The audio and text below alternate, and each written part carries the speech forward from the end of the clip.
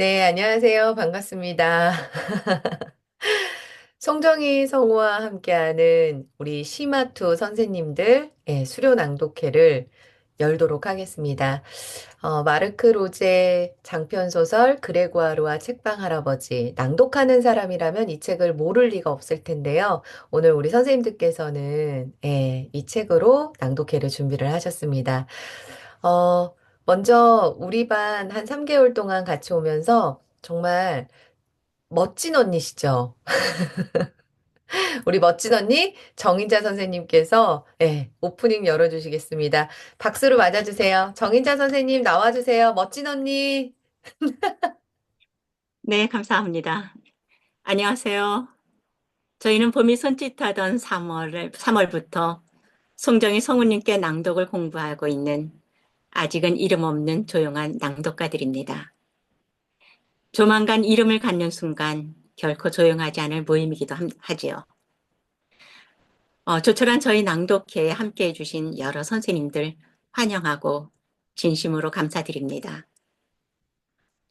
오늘 저희가 낭독할 책은 프랑스 대표 작가이자 대표 낭독가인 조금 전에 성우님께서 말씀하신 마르크 로제의 장편 소설입니다.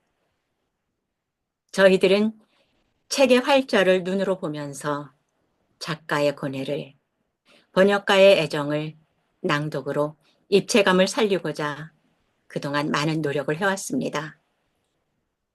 오늘 이곳에 계신 선생님들과 조용히 그 울림을 나누고자 합니다. 부족함이 있더라도 많은 응원과 격려 부탁드립니다. 그럼 2024년도 12월 30일 송정희 성우와 함께하는 심화 입안 그레 구아루와 책방 할아버지 낭독 송년회를 시작하겠습니다. 첫 번째 낭독은 제가 열겠습니다. 제가 낭독할 에피소드는 옴기니의 말입니다. 옴기니가 없었다면 오늘 저희는 이 책을 만날 수 없었겠죠. 시작하겠습니다. 요양원을 우리 주변에서 많이 보았지만 무심하게 지나치기도 했던 것은 사실이다. 마르크 로제는 이러한 요양원 내의 풍경을 섬세하게 펜촉으로 옮겼고 번역가는 우리의 시선을 펜촉 끝으로 안내했다. 이 책을 낭독하면서 책방 할아버지 피키에 씨는 구레구아르에게 용기와 희망을 일깨워주는 지혜로운 사람으로 나는 읽혀졌다. 어렸을 적 우리는 꿈을 꾼다. 누군가는 그 꿈을 향해 달려가지만 누군가는 자신의 꿈을 잊고 살아야 하는 사람도 있다. 그레구아르에게 자존감을, 때로는 독설가로, 그리고 엉뚱하고도 귀여운 낭독가로 자리매김하게 해준 책방 할아버지 피키에스의 모습이 왠지 쓸쓸하면서도 나는 사랑스러웠다. 티키타카 하면서 성장해 나가는 그레구아르, 생로병사, 쓸쓸한 말년의 노인의 모습은 잠시 접어두고 노인과 손주, 친구의 툴툴거리며 유키의 발랄한 행동으로 우정과 사랑으로 함께 걷고 있을 두 사람을 생각하며 이 글을 낭독하겠습니다. 낭독 정인자 옮긴 이의 말 가벼움 속에서 반짝이는 몇 개의 보석 책 읽기의 힘 공감 공유정신 그리고 사랑 이 책의 첫인상은 가볍고 유쾌하고 따뜻하다. 우리는 가볍게 아주 가볍게 이 책을 읽어나가기 시작한다. 기대에 어긋나지 않게 페이지를 넘기면서 툭툭 튀어나오는 젊은 세대의 생각이나 유행어, 속어, 은어들. 어찌 보면 광인의 행설수설 같은 식구들. 이 소설 속에는 이 시대의 많은 이슈들이 집약되어 있다. 감옥 같은 요양원에 격리된 채 죽음을 기다리는 노년의 삶. 인종이나 나이, 학력 같은 조건들을 무시하는 사랑. 책과 책 읽기를 매기로 피어나는 브로맨스. 복잡하고 강렬한 감정들이 뒤섞인 그 영속적인 우정. 비극적인 사랑 이야기에서 다루어지는 성소수자들의 현실.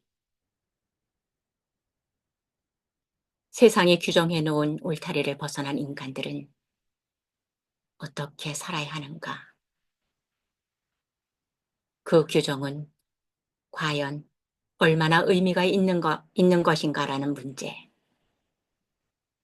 무거운 주제들이 상감되어 있긴 하지만 그럼에도 결코 우울한 감상에 빠지지 않고 그 주제들까지도 따뜻한 인간미와 유머를 잃지 않는 경쾌한 어조와 소위극들로 풀어내는 이 책은 여전히 가볍고 즐거운 골짜기 소설에 속해 있다. 그 가벼움 속에 언뜻 반짝이는 사람들이 있고 그 다음에 책 읽어주는 사람이 있고 그것을 듣는 사람들이 있다. 이것은 고독과 소외로부터 교감과 소통을 거쳐 행복에 이른다는 이 소설의 방정식을 이루는 필수적인 항으로 그 중에서도 주도적 역할을 하는 항. 그것은 책 읽어주는 사람이다. 책을 매개로 만나는 사람들과 강한 유대를 맺으며 뛰어난 이야기 전달자로 활동하는 이색적인 직업. 이 낯선 직업을 마르크 로제는 이렇게 정의한다. 책은 혼자서 읽는 것이 아니라 누군가가 누군가에게 읽어주는 것이기도 하다.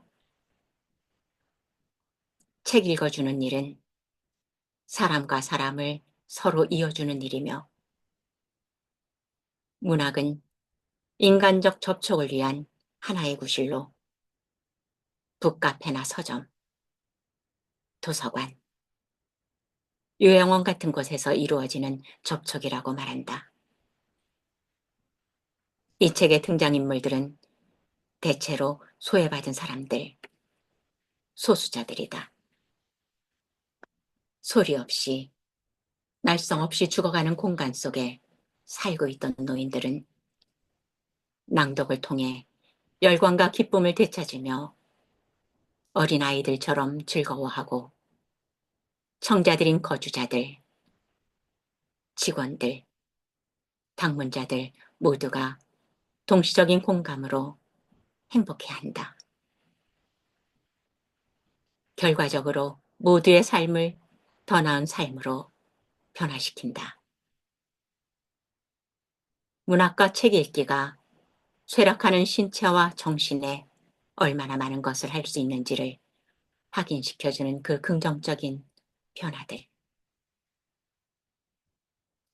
서로 완전히 상반되는 두 인물. 성년의 문턱에 들어선 어린 그레구아르와 죽음을 눈앞에 둔 파킨스병 환자 피키에 씨. 둘이 함께 긴 길을 걸어간다. 함께 걸어가는 길은 아름답다. 그 길을 함께 가는 것을 보는 우리는 흐뭇하다. 피키에 씨의 등에 새겨진 문신처럼 영원히 함께. 그것은 우정이며 공감이자 공유정신이고, 공유정신은 사랑과 맥이 다 아름답게 반짝거린다.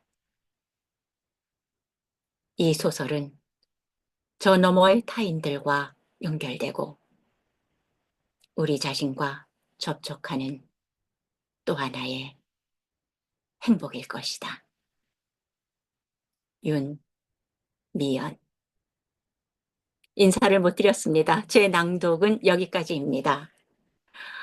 다음 낭독은 낭독의 정석이라고 할 수 있는 톤의 안정감을 돋보이는 매력적인 보이스의 윤정호 선생님을 소개하겠습니다. 윤정호 선생님. 네, 방금 소개받은 윤종호입니다. 네, 너무 말씀을 잘해주셔서 감사드립니다. 제가 낭독할 부분은 에피소드 2에서 그레고아르와 피키의 할아버지의 내면 세계가 정면으로 충돌하는 장면입니다. 알 수 없는 강렬한 이끌림으로 책에 매료된 그레고아르가 책과 낭독의 세계로 그를 유혹하려는 피키의 할아버지와의 밀고 당기는 게임에서 완전히 무너지는 부분입니다. 내면의 자석 같은 끌림으로 책이라는 새로운 세계로 나아가려 하지만 과거의 트라우마로 나아감을 망설이고 두려워하는 그레고르의 모습을 보며 새로운 시도와 도전 앞에서 항상 주저하고 용기 내지 못했던 제 모습이 보였습니다. 그레고르가 자신의 스승과도 같은 피키의 할아버지를 통해 그 새로운 세계로 진입하는 이 장면이 저에게는 참 감동적으로 느껴졌습니다. 우리는 누구나 나에게 익숙하고 편안한 세상에만 머물고 싶어 하는 마음이 있습니다. 만약 그레고아르처럼 자석같이 내면에서 나를 이끄는 무언가가 있다면 조용히 그 내면의 목소리에 귀 기울이고 용기 내어 앞으로 나아갈 수 있으면 좋겠습니다. 이제 저의 낭독을 시작하겠습니다. 낭독 윤정호. 나는 기회가 날 때마다 그의 방에 들른다.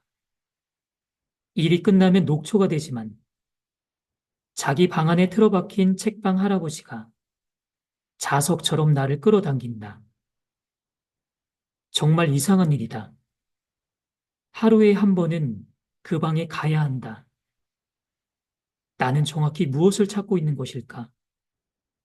그 책들 가운데에서 그 노인과 함께 무엇을 하고 있는 걸까?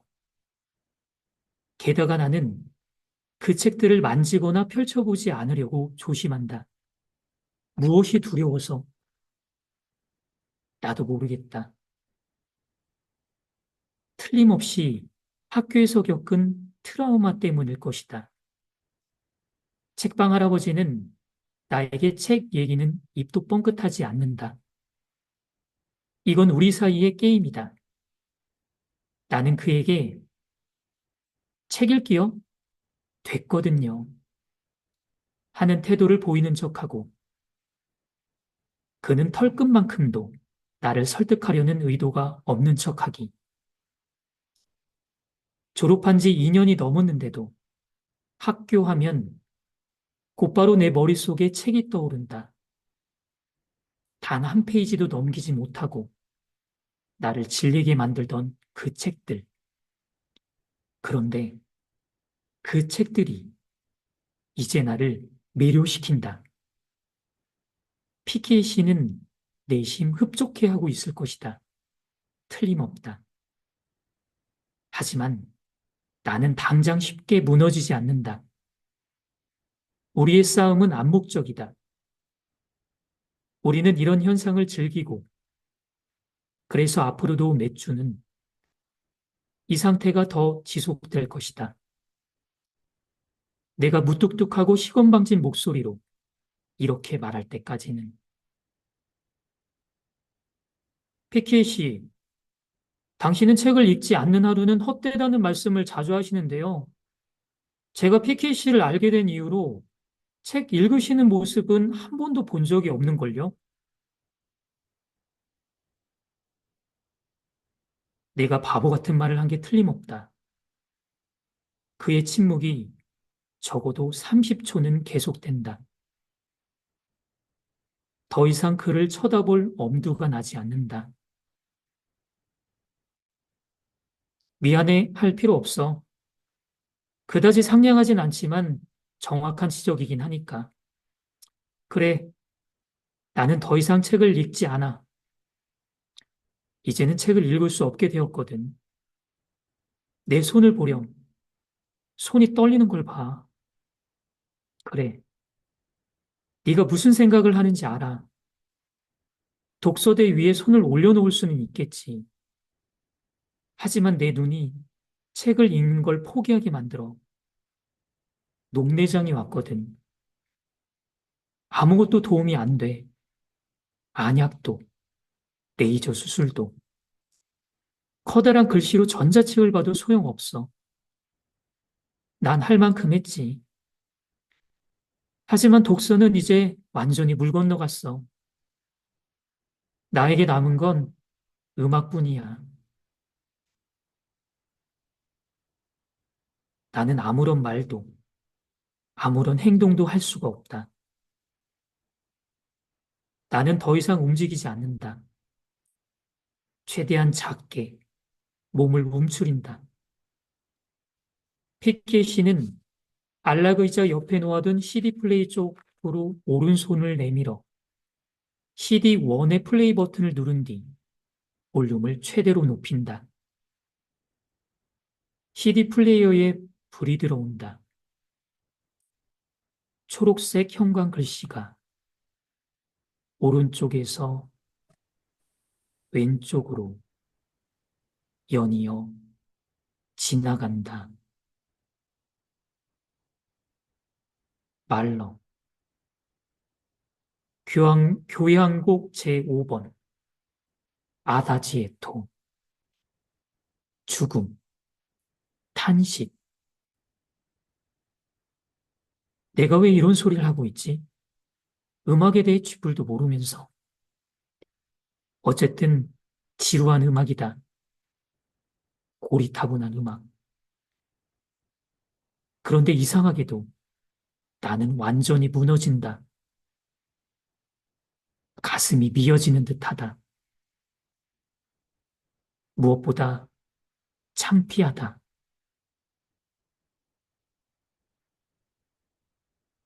이상으로 저의 낭독을 모두 마치겠습니다. 감사합니다.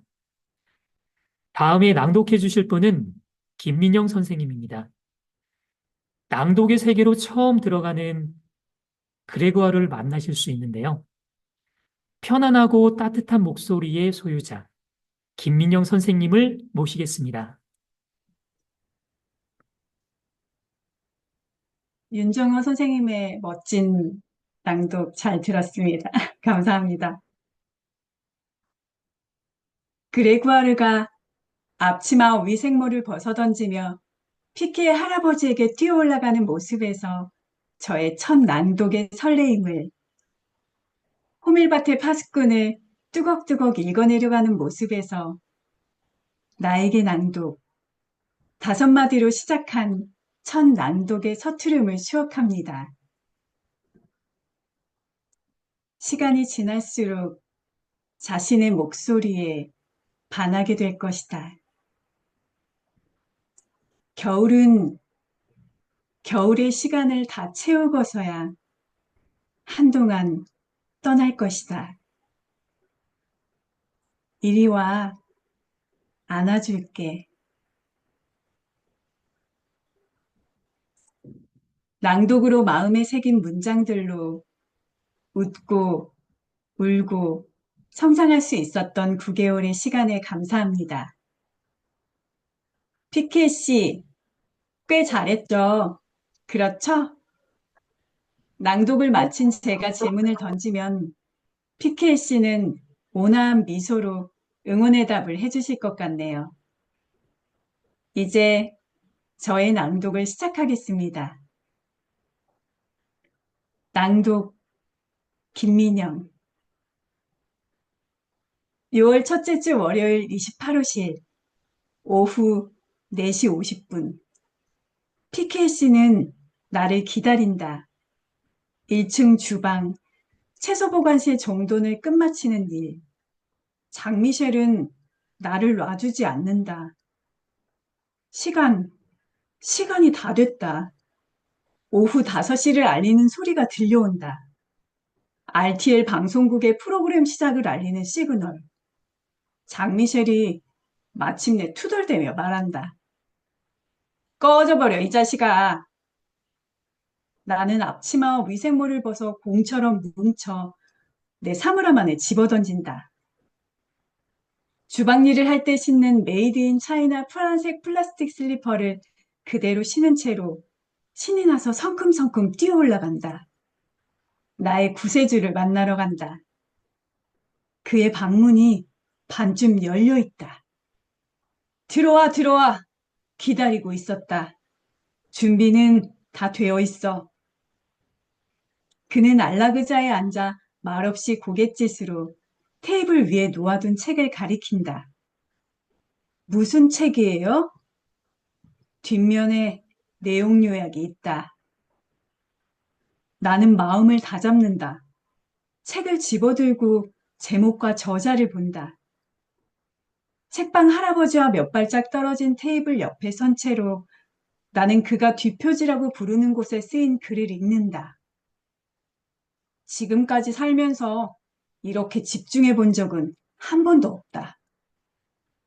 제발 큰 소리로 읽어다오. 더 이상 책을 읽을 수 없는 노인네에게 책을 읽어주기로 한 거 아니냐? 우리가 계약을 그렇게 한 것 같은데. 예, 맞아요. 피켓이 말씀이 옳아요. 나는 억지로 웃음을 짓는다. 나쁜 기억들이 물밀듯이 밀려들면서 요란하게 되살아난다. 그 다음 젤랭 읽어봐. 중학교 프랑스어 시간에 호명된 아이들이 돌아가며 2, 3분씩 큰 소리로 책을 읽곤 했다. 아주 악랄하게 예측 불가능한 순서로 학생들 67명을 호명했고 우리는 언제 자기 이름이 튀어나올지 몰라 항상 긴장해야 했다. 그 다음 젤랭이 읽어봐. 나는 정신을 딴 데 팔고 있었다. 읽고 있는 내용과는 동떨어진 아득히 먼 무언가에 한 단어 또 한 단어 나는 내 취향에 맞게 이야기를 꾸며댔다. 물론 선생의 취향에는 결코 맞지 않았다. 젤랭. 그레고아르, 내 말 듣고 있니? 책방 할아버지의 온화한 목소리에 나는 머릿속 생각들로부터 빠져나온다. 죄송해요. 자리에 앉을게요. 그게 더 낫겠어요. 제가 할아버지 가까이로 갈까요? 아님 이대로 괜찮나요? 그냥 읽어. 어서. 이대로 완벽하니까. 나는 읽기 시작한다. 최근 새로운 번역으로 재출간된 J.D. 셀린저의 호밀밭의 파수꾼, 크리스마스 사흘 전 학교에서 퇴학당한 어린 홀든의 모험들을 발견 또는 재발견할 기회. 전체 247쪽. 시작부터 만만치 않다. 다 읽으려면 몇 번이나 와서 읽어야 할까요? 10번은 넘지 않을 게다. 시간은 충분해. 그건 신경 쓸 거 없어. 계속 읽어보렴. 그는 눈을 감는다. 그리고 고개를 약간 뒤로 젖힌 채 숨을 길게 들이마신 다음 덧붙인다. 난 준비됐다. 이제 더는 물러설 수 없다. 제1장. 정말로 내 얘기를 꼭 듣고 싶다면 당신은 내가 어디서 태어났고 나의 어린 시절이 어땠는지 분명히 그런 시시껄렁한 것들을 제일 먼저 듣고 싶겠지만 내 목소리에는 자신감이 없다. 나는 책방 할아버지 얼굴을 흘낏 쳐다본다. 여전히 두 눈을 감고 있다. 나는 목청을 가다듬는다. 그의 눈꺼풀이 미세하게 떨린다. 그레구아르 젤랭, 계속해. 작은 목소리로 나에게 속삭인다. 낭독을 시작하자마자 고유명사들 때문에 꽤나 버벅거린다. 피케 씨는 프랑스에서 일어난 이야기라고 생각하라고 조언한다. 그러면 잉글리시 고유명사들도 저절로 정확하고 유창하게 발음하게 될 거란다. 그건 정말 마음에 든다. 에스타블리 슈망트에서 쫓겨난 이 소녀는 바로 나다. 위대한 고대 이집트인들에 관해 바보 같은 논술을 늘어놓은 그의 역사 시험지. 너무 재밌다. 그가 하나같이 거칠고 무례한 친구들에 대해 말하는 부분은 또 어떻고? 피케이 씨는 눈가를 문지른다. 벌써 1시간이 지났다. 이제 가야 한다. 그러지 않으면 욕을 바가지로 얻어먹을 것이다. 나는 한껏 으스대며 큰 소리로 외친다. 제3장, 피케이 씨, 꽤 잘했죠? 그렇죠?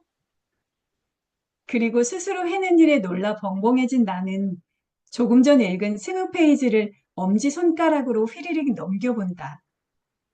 책방 할아버지는 내가 숲속 빈터의 망아지처럼 고개를 흔들며 콧바람을 내뿜는 모습을 바라본다. 저의 낭독은 여기까지입니다. 다음은 피케 씨가 그레구아르에게 책을 읽는 것이란 무엇인지, 책을 매개로 우리가 연결되어 성장해가고 나와 만나는 시간임을 이야기하는 내용을 통해서 우리로 하여금 책을 통해 어떻게 나를 향해 걸어가야 할지 사유하게 해주는 에피소드입니다. 저도 참 인상 깊었던 내용인데요. 다정하고 또 따스한 목소리의 주인공, 우리 조정희 선생님께서 낭독해 주시겠습니다. 김민영 선생님, 말씀하신 대로 책방 할아버지가 참 좋다 하시며 두 팔 활짝 벌려서 이리 와, 안아줄게 하실 것 같아요. 낭독 잘 들었습니다. 얼마 전 귀한 새 가정이 탄생하는 순간을 함께 했습니다. 그 기쁘고 아름다운 순간에, 글쎄, 눈물이 슬쩍 맺히기 시작하는 거예요. 근데 그 눈물이 당혹스럽게도 내내 멈추지 않았습니다. 그렇게 건강하고 의젓하게 자라난 한 쌍, 서로가 서로에게 소중히 와준 거잖아요. 그리고 그들에게 가족의 사랑과 헌신이 오랜 시간 동안 녹아 있었다는 사실이 제 부모님까지 생각나면서 감사한 마음 때문에 그리 울었나 봅니다.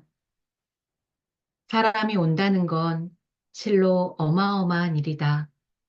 한 사람의 일생이 오기 때문이다. 여러분도 잘 아시는 정영종 시인의 방문객 시의 한 구절입니다. 오늘 갖는 낭독회에도 얼마나 많은 일생들이 또 담겨 있을까요? 여러분들과 저의 일생, 그리고 책 속의 주인공 그레고아르와 책방 할아버지 피케 씨의 일생, 그와 그들과 우리에게 그냥 흘려버릴 수 없는 수많은 이야기가, 이유가, 역사가, 일생이 와 있습니다. 책방 할아버지는 우리들에게 얘기합니다. 책은 우리를 타자에게로 인도하는 길이라고요. 그 타자란 바로 나와 가장 가까운 나 자신이기에 책을 읽는다는 건 자기 자신을 향해 가는 행위인 거라고 힘주어 알려줍니다.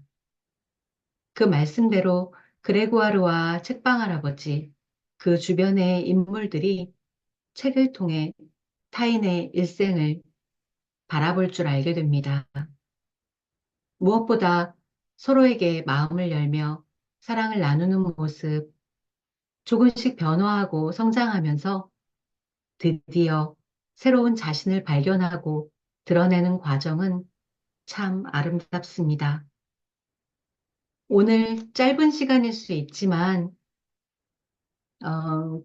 저도 그레고아르와 책방 할아버지 책을 통해 한 사람 한 사람의 일생을 만나고 그 너머 진정한 나 자신에게로 걸어가고자 하는데요. 이 시간 함께 하시는 모든 분들께도 나와 마주할 수 있는 시간이 되시기를 바랍니다. 그리고 그레고아르가 그런 것처럼 우리가 진정 나와 마주한다면 아마 우리들도 전과 다른 방식으로 숨을 쉬게 되지 않을까 꿈꿔봅니다. 이제 저의 낭독을 시작하겠습니다. 낭독 조정희. 나는 그가 불타오를 때가 정말 좋다. 그럴 때 그의 모든 것이 젊음을 되찾는다. 서점을 운영하는 건 내 오랜 꿈이었어.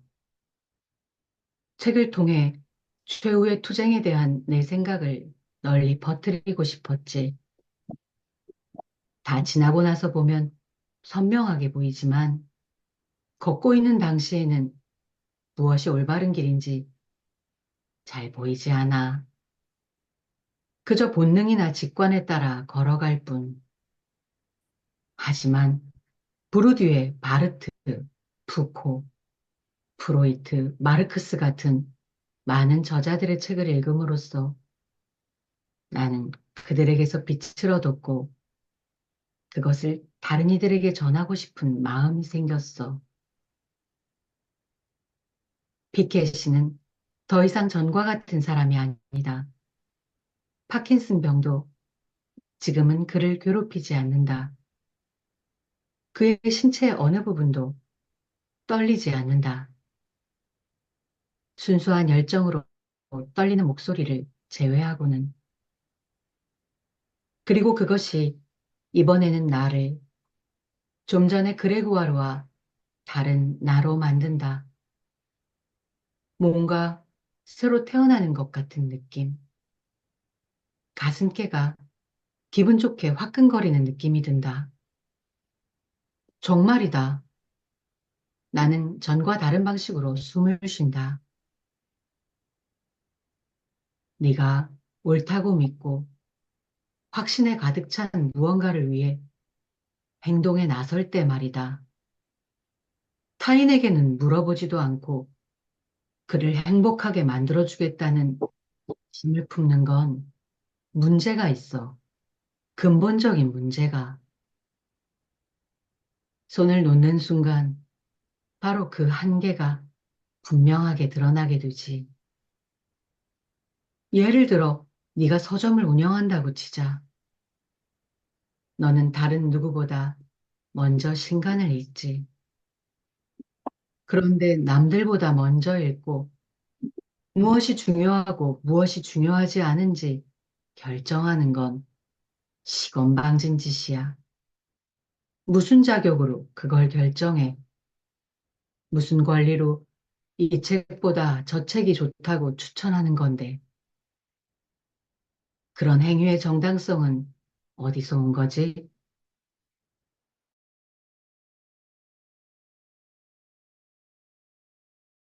자기 심취해 있는 것들을 타인에게 권하고 널리 퍼뜨릴 자격이 있다고 착각하며 스스로 그 권한을 부여하는 거야. 지적 모험을 넘어 서점 주인이 날마다 접하는 건 바로 인간 존재들이 이루어낸 응축물들이야. 그런 응축물들을 접할수록 독단에서 멀어지게 되지. 입장이 완전히 뒤바뀌는 거야. 바로 그 단계에 다다르면 비로소 전문적인 서적상이 되었다고 할 수 있지. 그전에는 그저 풋내기 서적상일 뿐이야. 책은 우리를 타자에게로 인도하는 길이란다. 그리고 나 자신보다 더 나와 가까운 타자는 없기 때문에 나 자신과 만나기 위해 책을 읽는 거야. 그러니까 책을 읽는다는 건 하나의 타자인 자기 자신을 향해 가는 행위와도 같은 거지. 그의 말을 제대로 이해한 것인지 알 수 없어서 이렇게 질문을 던져본다. 그러니까 호밀밭의 파수꾼을 읽을 때 제가 느꼈던 그런 걸 말씀하시는 거예요? 바로 그거야. 내가 이웃의 두 부인들을 초대하는데 시간을 쏟는 건 바로 그런 이유에서야.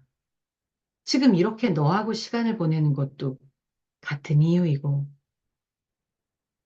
어쨌거나 잘못된 만남을 피하기 위해서는 듣는 귀의 수준과 책의 수준을 제대로 맞춰야 해. 낭독회가 모두에게 유익한 것이 되었으면 좋겠어. 이런 말을 하면 매정하게 들릴 수도 있겠지만, 우린 아무하고나 아무 책이나 읽지 않을 거다. 다음번 낭독회에서 읽을 책은 기드 모파상이다. 저의 낭독은 여기까지입니다. 감사합니다. 다음 낭독가는 우리 모두를 앞에서 세심히 끌어주고 또 뒤에서 살뜰히 살펴주는 방장님이십니다. 우린 진정 한 팀이지요? 맑고 맑은 신소원 선생님 나와주세요. 네, 한 배를 타고 가고 있는 정희 선생님 낭독 잘 들었습니다. 진정한 선생님을 만나셨는지요? 저도, 저도 전과 다른 방식으로 숨쉬기를 바라고 있습니다. 제가 낭독할 에피소드는 12입니다. 떨어지고 있는 피키에 씨를 보며 외할머니가 떠올랐습니다. 외할머니를 요양병원에 모셔다 드린 날, 애써 눈물을 삼키고 계신 어른들 앞에서 저는 눈물을 보이고 말았습니다. 그렇게 몇 달 후 골반골절로 수술을 받으신 할머니 보호자로 병원에 갔던 날 또 울컥하고 말았습니다. 많은 것들이 일상이 되면 담담해지는데 처음은 늘 크게 다가오는 것 같아요. 오래전 기억에 머물러 있는 할머니의 기억이 잠시 돌아올 때마다 할머니께는 얼마나 많은 것들이 크게 다가올까요? 피키에 씨를 처음 목욕시켜드리는 그레구아르가 담담하고 노련하게 하려고 애쓰는 모습에 이모가, 엄마가, 어른들이, 그리고 저의 모습이 보였습니다. 한 팀이 되어 더 깊어지고 익어가는 저희들이 보였습니다. 이제 저의 낭독을 시작하겠습니다. 낭독 신소원. 그에게 싫다고 말할 수도 있었을 것이다. 그런데 하겠다고 말했다. 머저리들에게 도전이라도 하듯이. 우리 업계의 은어로 말하자면 몇 주 전부터 피키에 씨는 떨어지고 있다. 이건 거주자의 건강 상태가 급격히 악화되고 있다는 걸 의미하는 직원들끼리 사용하는 완곡어법이다. 그는 숨을 헐떡거린다. 걸을 때는 물론이고 소파에 있다가 화장실에 갈 때조차 사방 벽을 가득 채운 책꽂이에 의지해 겨우겨우 이동한다. 그럴 때면 그는 완전히 무너져 내릴 정도로 녹초가 될 뿐만 아니라 정신적으로도 몹시 괴로워한다. 그런데 신기하게도 그는 대부분의 노인들과는 다르게 계속 몸단장에 신경을 쓴다. 항상 깔끔하고 단정할 것. 이곳은 더 이상 사회적 속박이 없는 장소이지만 그럼에도 불구하고 자신의 사회적 이미지를 가능한 한 유지할 것.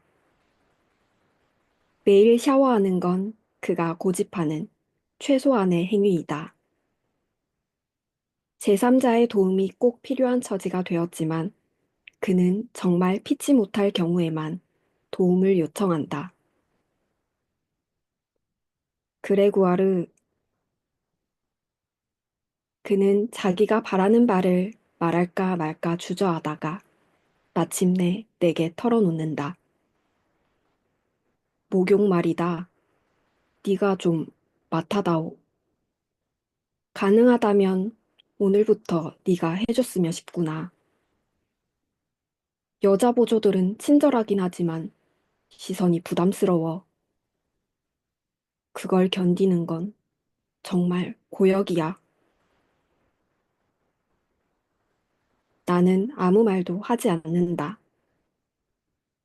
내 머릿속은 스스럼 없이 그를 목욕시키기 위한 내밀한 동작들로 가득 차 있다.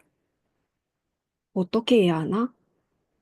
낭독회를 하면 지금까지 우리는 서로 마주보고 앉았고 몇 번은 나란히 앉기도 했다.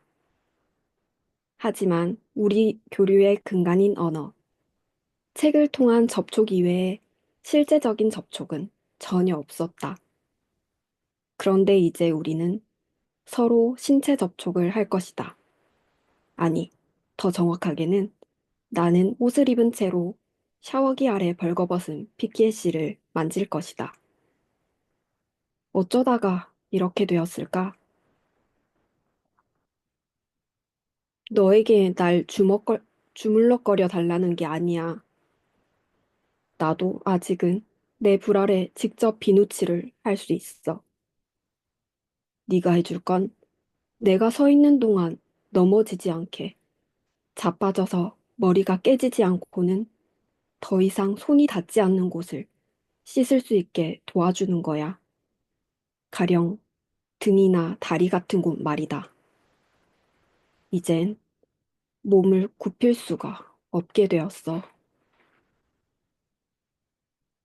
나는 이제 자기 뜻대로 움직일 수 없다고 고백하는 노인의 그 몸에 비누칠을 하고 물로 씻어낸다.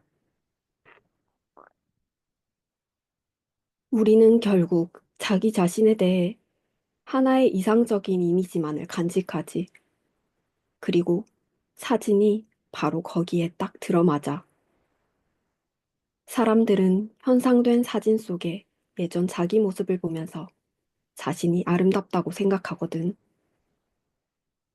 우리의 육체는 망가져가지만 생각은 계속 그 이미지에 고정되어 있기 때문이야. 그래서 나를 바라보는 거울 속에 그 낯선 이와 마주하는 걸 더 이상 견딜 수 없게 돼. 어떤 사람들은 그걸 보고 싶어 하지 않지. 때때로 그 대상이 가족일 때도 있어. 나는 가족을 절대로 만나고 싶지 않아. 그런데 솔직히 말하자면 나는 내가 거의 모르는 그 존재와 이야기를 나누는 게 정말 좋아. 나는 그에게 소리내어 말을 해. 그리고 그를 비웃어. 우리 사이에 애정 같은 건 없어. 새로운 동행이지. 그러면 내가 의기소침해 있을 때 자극이 돼. 나는 말이야. 나는 끝까지 이 게임을 포기하지 않을 거야. 나는 가능한 한 아주 부드럽게 또 눈에 뭐가 보이든 아무 생각도 하지 않고 묵묵히 온갖 굳은 일을 척척 해내는 자벽꾼처럼 담담하고 노련하게 하려고 애쓴다. 나는 물과 땀에 흠뻑 젖은 얼굴로 스스로 해낸 일에 뿌듯해하면서 허리를 펴고 일어선다. 비누 거품으로 뒤덮인 피키에 씨는 오랜 미소로 나에게 고마움을 표한다. 고맙다, 그레구아르. 우린 한 팀이야. 저의 낭독은 여기까지입니다. 다음 낭독해 주실 분은 낭독가의 길을 뚜벅뚜벅 걸으며 또박또박 낭독해 주실 구혜진 선생님이십니다. 안녕하세요. 송원 선생님 낭독 잘 들었습니다. 송원 선생님 낭독을 눈 감고 몰입해서 듣다 보니까 하마터면 제 순서를 놓칠 뻔했어요. 네. 항상 방장으로 고생해 주시고 애써주신 덕분에 저희가 따뜻한 한 팀이 되어가고 있는 것 같아요. 늘 애써주셔서 감사합니다. 할머니도 늘 건강하셨으면 좋겠어요. 어, 제가 준비한 부분은 에피소드 16인데요. 피케 씨가 진정한 낭독가에 대해 이야기하는 부분입니다. 그의 한마디 한마디 속에 낭독에 대한 애정이 가득 담겨 있어서 특히 마음에 남는 에피소드였습니다. 책방 할아버지는 낭독의 비법을 통해 그레고아르 인생에 찬란한 빛을 비춰주었고 수레국화 사람들에게는 치유의 순간을 선물합니다. 피케 씨는 낭독을 할 때 읽는 문장에 몸과 마음을 다 바쳐야 하며 오직 투명하게 존재해야 한다고 강조합니다.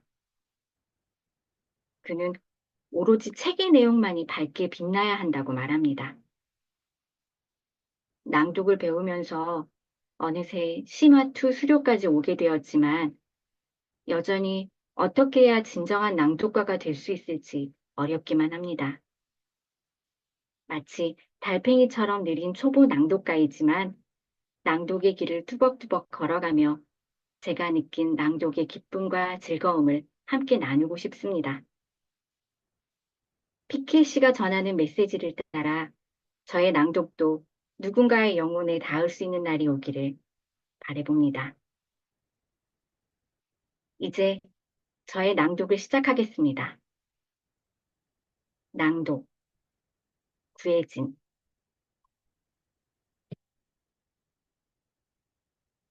레퍼토리 하나 없이 목소리만 좋은 거? 그건 아무짝에도 쓸모없는 거야. 레퍼토리가 낭독자를 만드는 거다. 천천히 여유를 가지고 해. 초조해하지 말고. 소설 한 권 한 권, 단편집 한 권 한 권. 그러면 너는 바로 널 감동시키는 진주와도 같은 주제들을 발견하게 될 게다. 네 자신의 취향을 알아가는 일부터 시작해. 자기가 좋아하는 것이어야 잘 읽을 수 있으니까. 네가 남들과 공유하고 싶은 재미있거나 진지한 텍스트를 선택하렴. 그리고 차츰차츰 중심축을 만들어 네가 원하는 방향으로 나아갈 수 있도록 해. 그렇게 해서 장르나 주제, 세상의 이런저런 지역이나 저자 이름으로 프로그램들을 만들어. 너는 금세 푹 빠져들게 될 거다. 텍스트들이 서로 어떻게 연결되는지 보는 건 정말 짜릿하고 감동적이니까. 어떤 한 단어 때문에 이전에 읽은 어떤 책에 어떤 단락을 떠올리게 되는 것처럼 말이다. 만약 요행이 그게 인생과 직결된다면 거기서 너는 걸작을 만나게 되는 거야. 피케 씨는 낭독회에 참석하지 않는다. 하지만 그는 내가 얼마나 발전했는지 확인하기 위해 조사를 한다. 호락호락하지 않은 그는 내 동료들에게 꼬치꼬치 물어본다. 겨우 1초밖에 참석하지 않았다 해도 피케 씨는 그들을 그냥 놔주지 않는다. 내 목소리가 잘 들렸는가? 홀 뒤쪽까지 잘 전달됐는가? 내가 그때그때 상황에 맞는 어조로 읽었는가? 등장인물들이 눈앞에 보이는 것처럼 생생했는가? 배경은, 장면들은 가족들이 즐겁게 감상했는가? 내가 박수를 받았는가? 낭독회가 너무 길진 않았나? 낭독 시간을 줄이는 게 더 나았을까? 사람들이 이야기 내용에 빠져들지 못하게 대충 읽고 넘어가지는 않았는가? 자기가 맡은 역할을 위해 박진감 넘치는 연기를 해야 하는 이야기꾼이나 배우와는 달리 낭독자는 자기가 읽는 문장에 몸과 마음을 다 바쳐 오직 투명하게 존재해야 한다고 그는 절대적으로 믿는다. 오로지 책의 내용만이 밝게 빛나야 한다. 너한테 이미 말했지만 다시 한번 강조하는데 사람들을 절대로 너무 오래 붙들어 두어선 안 된다. 그러면 계속 집중해서 듣기가 힘들어진다는 걸 명심해. 특히 여기서는 말이다. 모두가 늙고 병들어 있으니까. 그리고 만일 그들이 듣다가 잠이 들면 그냥 자게 내버려둬. 네 목소리가 열의 한 사람에게만이라도 전해진다면 그걸로 이미 성공한 거야. 자신감을 갖고 당당해져. 너는 이제 더 이상 내 방에서 낭독하는 게 아니야. 너는 영화를 만들어내야 해. 네가 책을 읽을 때 눈앞에 보이는 것처럼 장면들을 떠올리듯이 그들 역시 귀로 듣는 장면들을 눈으로 보게 만들어야 한다는 말이다. 낭독이 끝날 때면 눈이 뻐근해야 한다. 입을 크게 벌리고 또록또록하게 발음해. 양보를 움직이고 입술을 내밀어. 넌 근육이 부족해. 운동선수처럼 근육을 키워야 한다. 그는 아주 엄격하다. 하지만 그건 나에 대한 무한한 애정에서 비롯된 것이다. 그 덕분에 나는 발전한다. 제 낭독은 여기까지입니다. 다음 낭독가는 아름답고 매력적인 이은하 선생님이신데요. 모렐 부인의 음악에 대한 열정과 삶의 기억이 그레고아르와 소통을 하면서 되살아나는 모습을 낭독해 주신다고 합니다. 함께 들어보실까요? 이은하 선생님 나와주세요.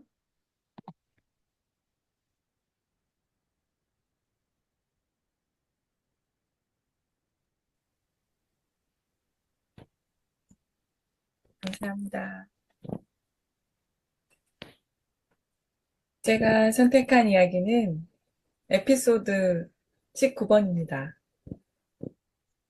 이 부분을 선택한 이유는 모렐 부인이 던지는 질문이 마음에 와닿았기 때문입니다. 모렐 부인은 그 질문에 자신의 답을 들려주면서 음악에 빗대어 삶의 찰나성과 그 뒤에 오는 영원성에 대해 이야기합니다. 작가는 피케 씨도 모렐 부인도 죽음 뒤 책이나 음악처럼 살아있는 동안 그들이 진정으로 사랑했던 것들과 남은 사람들의 삶을 통해서 영원히 살게 된다는 메시지를 전합니다. 그러면 모렐 부인이 던진 질문이 무엇이었는지 한번 들으러 가보실까요? 이제 저의 낭독을 시작하겠습니다. 낭독 이은아. 앙브르아즈 파레병원 오후 3시 25분. 나는 셀레스틴 모렐에게 책을 읽어주러 온 수레국화 요양원의 젊은 낭독가다. 모렐 부인은 꿈쩍도 하지 않았다. 나는 멍청이처럼 그녀의 침대 발치와 문 사이에 그대로 우뚝 서 있다. 100만 년 동안 한마디 말도 없이. 침대 바로 옆에 그녀의 왼팔 움푹한 곳에 꽂힌 주사 바늘과 연결된 링거 2개가 번갈아 꾸르륵 꾸르륵 소리를 내며 흐르고 심전도 모니터에 띠띠띠 하는 소리에 따라 끊어진 곡선들이 모양을 바꾸며 화면 왼쪽에서 오른쪽으로 이동하고 있다. 어디서부터 어떤 식으로 낭독을 시작해야 할지 모르겠다. 나의 마비 상태는 그렇게 지속된다. 정말 모르겠다. 그러다 마침내 목소리가 제대로 나온다. 모렐 부인, 제가 유튜브에서 찾았어요. 당신을 위해 젤리 롤모턴이 연주한 오래된 피아노 연주곡을 몇 개 찾아왔는데요. 기억하시죠? 바리코가 이 피아니스트에게 감명받아 소설 속 그 유명한 피아노 대결 장면에 이 피아니스트를 등장시켰잖아요. 나는 대답을 기다리지 않는다. 더 이상 대화할 수 없는 사람에게 대답을 바라는 건 가혹한 것 같다. 아이폰을 띄워드릴게요. 어떤지 한번 들어보세요. 제 것도 있어요. 이렇게 하면 함께 들을 수 있을 거예요. 이렇게 모렐 부인 곁에 앉아 음악을 듣는다. 음악을 듣고 난 뒤에 책을 읽어드릴게요. 시간은 충분해요. 나는 그녀가 재즈 클럽들에 자주 드나들었다는 걸 알고 있다. 그녀는 그 얘기를 자주 했었다. 임용되고 나서 그녀는 주로 파리 근교에서 교사 생활을 했다. 토요일 저녁마다 그녀는 음악을 만끽했다. 평생토록 유명한 연주자들이건 무명 연주자들이건 가리지 않고 특히 색소폰 연주자들의 연주를 들으면서 늘 똑같은 질문을 하곤 했다. 당신이 곧 그 이유를 알게 될. 만일 그녀의 우정과 신뢰를 얻는다면 그녀가 당신에게 하게 될 질문. 만일 너에게 선택할 기회가 있다면 그레고아르, 넌 뭐가 되고 싶니? 음악 그 자체? 악기? 그 음악을 연주하는 사람? 음악을 듣는 사람 중에서 그녀는 대화 상대가 당황해서 어쩔 줄 모르는 표정이 되는 걸 보고 몹시 즐거워했다. 별다른 생각 없이 나는 음악 그 자체가 되는 게 더 좋겠다고 대답했다. 일렉기타 독주곡이 되고 싶다고. 그녀는 내 손을 사랑스럽게 톡톡 두드리면서 웃었다. 나하고 같구나, 그레고아르. 나도 음악이 되고 싶어. 악기가 없다면, 음악가가 없다면, 듣는 사람이 없다면, 음악은 존재하지 않을 거야. 음악이 창조되는 동시에 사라질 그런 자유. 음악이 사라지는 순간 영원히 계속되는 그 반향은 오로지 나머지 셋에서 비롯되는 거지. 곡이 끝날 때 음악가의 공허함은 곡이 끝나버린 슬픔에 비견돼. 그리고 음악가는 서둘러 다시 연주하고 싶은 마음뿐이지.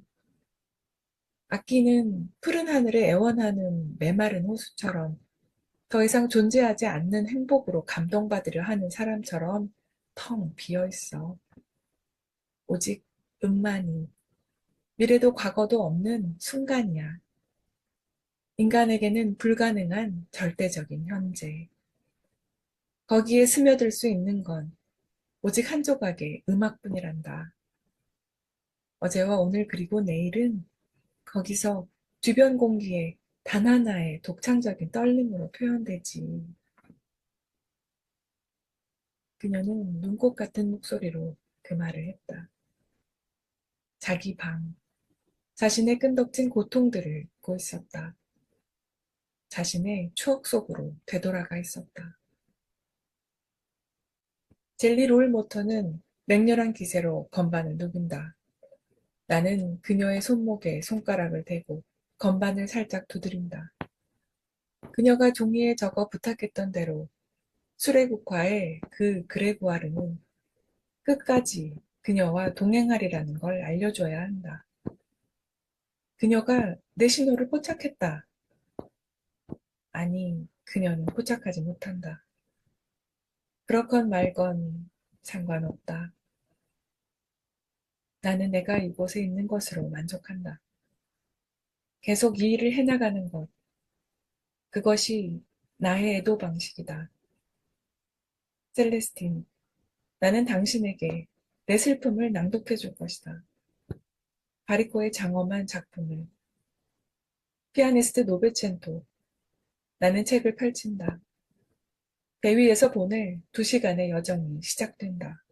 버지니아호 아메리카행, 1920년대와 재즈. 셀레스틴은 행복해한다.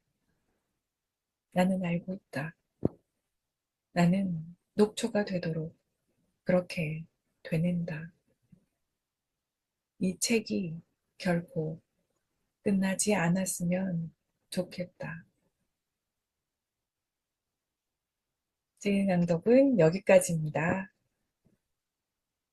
다음은 PKC인 것 같은 근사한 목소리와 그레고아르의 젊은이의 열정을 모두 가지신 정기열 선생님의 낭독을 들으시겠습니다.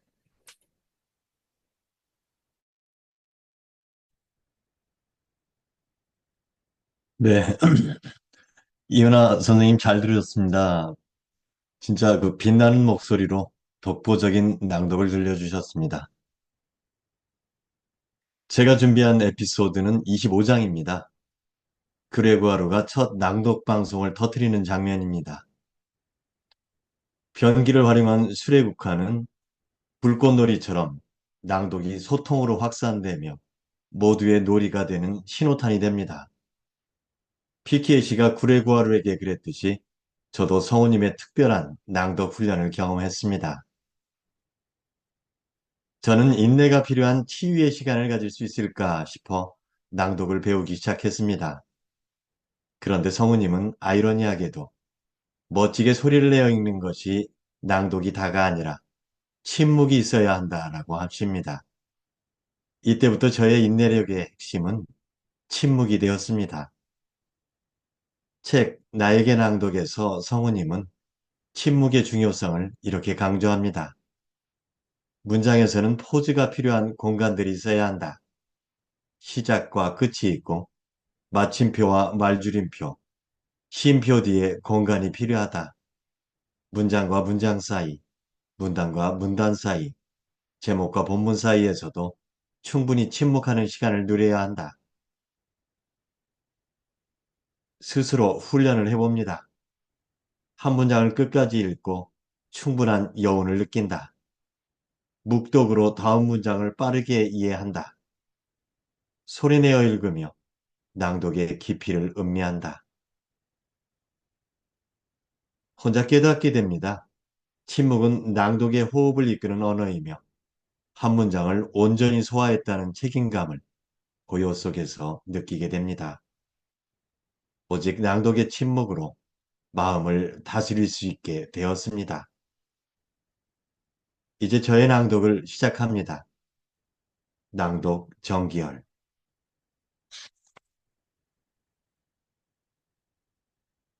저녁 7시 45분 수레국화 건물. 많은 이들이 벌써 깊이 잠들어 있다. 무엇보다도 마송이 우리를 귀찮게 하지 않는다. 그녀는 7시경에 요양원 건물을 떠나는데 그 이후 뭔가 긴급하게 결정을 내려야 할 문제가 아니고서는 다시 오지 않는다. 조슬랭과 의논 끝에 책방 할아버지는 자기 방 변기에서 방송하는 게 낫겠다고 결론을 내렸다. 그곳이 변기 배관 라인의 중간 지점이기 때문이다. 내 목소리는 4층부터 1층까지 모두 13개의 수신용 변기들과 거의 등거리에 있다. 그리고 디알리카는 그 빈방 화장실에 있겠다고 내게 약속했다. 사실 화장실은 스튜디오와 조금도 비슷한 구석이 없다. 방송 중을 알리는 빨간색이나 초록색 표시 등도 없다. 하지만 만반의 준비가 되었다. 저녁 8시 정각, 할머니들, 할아버지들, 은밀하게 들락거리는 가까운 이웃들, 조무사들, 담당 간호사들, 당직 간호사들, 이 순간을 놓치고 싶어 하지 않을 조슬랭까지 청취자는 30명 남짓이다. 나는 숨을 크게 한번 몰아쉬고 나서 소리치기 시작한다. 라디오 수레국화, 라디오 수레국화, 여기는 지옥. 고요. 내 말이 배관들을 타고 전달되는 시간 겨우 2초. 즉각적인 반응. 1층부터 4층까지 엄청난 폭수에 이어 박수갈채가 축포처럼 터진다. 그리고 그 모든 것 가운데 디알리카의 경쾌한 웃음소리. 네트워크 상태는 최상이다. 놀라운 초고속 통신망. 다시 정적. 나는 오프닝 멘트 없이 부드러우면서도 또랑또랑한 목소리로 바로 낭독을 시작한다. 나는 청취자들의 모습을 상상한다. 책방 할아버지는 자신이 추진한 사업의 성공을 확신한다. 낭독을 끝마치고 나서 나는 치명적인 매력남 같은 목소리로 말한다. 친애하는 청취자 여러분, 지금까지 프랑스 아들레이의 종이 여자의 한 대목을 들으셨습니다. 멋진 밤 되시기를 바라며 내일 저녁 8시에 다시 만나요. 라디오 수레국화, 라디오 수레국화, 여기는 지옥. 박수갈채, 날카롭게 내지르는 환호. 나는 변기 뚜껑을 닫는다. PK씨가 나를 칭찬한다. 완벽했어. 디알리카가 우리에게로 온다. 그리고 나를 보자마자 와락 끼어앉는다. 슈퍼스타, 완전 멋졌어. 목소리가 꼭 벨벳 같더라. 동료 직원들이 모두들 차례차례 우리에게로 와서 말한다. 브라보, 그레구아르. 멋졌어요. 피케 씨, 당신들은 정말 환상의 듀엣을 이뤄냈어요. 흥분이 가라앉은 책방 할아버지는 나를 붙잡고 아직 조금 더 조심하라고 당부한다. 오늘 일이 술술 잘 풀린 이유가 뭔지 네가 꼭 알았으면 한다. 단계의 원리를 기억하거라. 오늘은 종이의 여자처럼 누구나 쉽게 접근할 수 있는 책으로 시작했어. 내가 골짜기라고 부르는 부류의 책으로 말이다. 그리고 이제부터 조금씩 조금씩 청중을 꼭대기로 데려가는 거야. 절대로 그 반대로는 하지 마. 대규모의 집단적인 열광을 오랫동안 비밀로 유지하기는 어렵다. 월요일 아침, 우리는 모두 회의실에 불려갔다. 마송 부인은 노기가 등등하다. 무엇보다도 지금까지 신뢰해왔던 직원들이 크나큰 배신감을 안겨주었다고 말하는 마송 부인. 그리고 각자 고무 슬리퍼에 시선을 고정시킨 채 속으로 낄낄거리는 우리. 이번 주말에 우리 요양원에서 발생한 이 일은 결코 용인할 수 없습니다. PK 씨, 이번 같은 불법적인 방송 사건은 두 번 다시 일어나서는 안 됩니다. 나는 우리 요양원이 난잡한 소굴이 되는 걸 원치 않아요. 구레구아루, 이전처럼 제대로 된 낭독회를 여세요. 이건 경고예요. 아니면 당신은 짐을 싸서 저 문으로 나가야 할 겁니다. 알겠어요? 그땐 이런 경고조차 없을 겁니다. 나는 쓴웃음을 짓는다.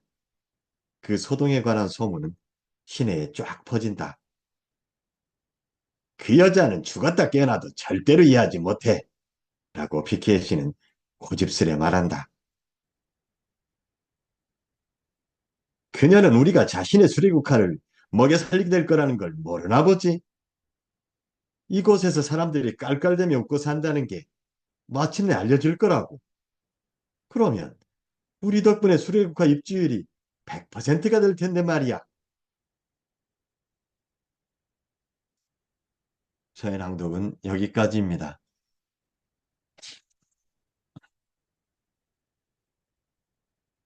다음에 낭독하실 분은 이남옥 선생님입니다. 남옥 선생님은 품위와 전통으로 정갈하고 깊은 맛을 내는 궁중요리처럼 말의 맛과 멋이 담긴 목소리로 낭독을 살려내는 분입니다.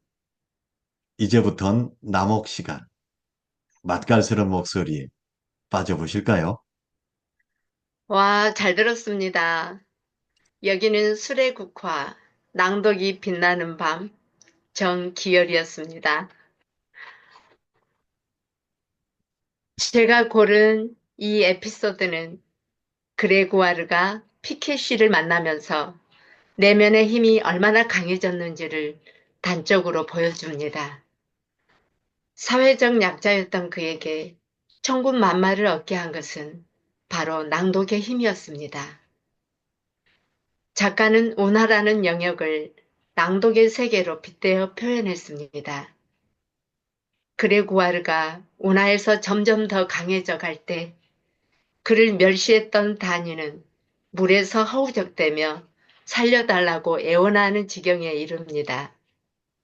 통쾌하게 다니를 박살낸 그레구아르는 이제 휘둘리지 않는 독립적인 인간으로 더욱 성장할 것입니다. 맨 처음 낭독을 배우기 시작했을 때 쑥스럽고 서툴기만 하던 우리는 지금 어디쯤 와 있을까요?